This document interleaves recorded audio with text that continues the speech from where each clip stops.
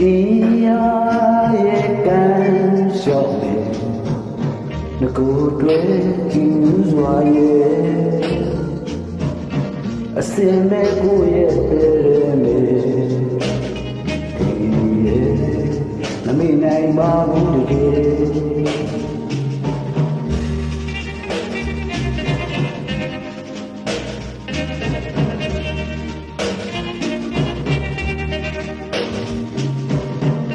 နောင်တေးနဲ့ရှိဖြစ်ဖြစ်သူစုံကလေးပြောကြလေကြည်လို့တော့မဆိုဘူးလေနေနိုင်ပါဘူးတကယ်လိုက်လေမြူလို့နေတယ်ဝင်တဲ့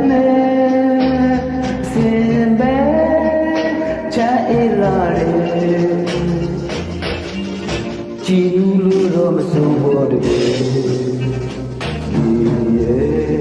မလေးနိုင်ပါဘူးလေ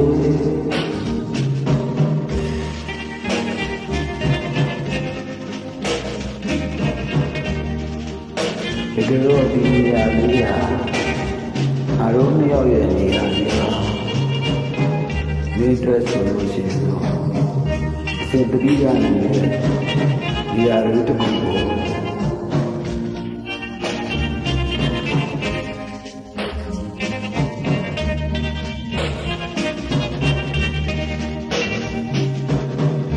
လိုက်တွေ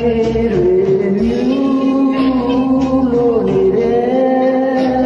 ဝင်တဲ့နဲ့အစင်မဲ့ချအိလာတယ်ကြည်နူးလို့တော့မဆုံးတော့ဘူးမနိုင်ပါဘူးတကယ်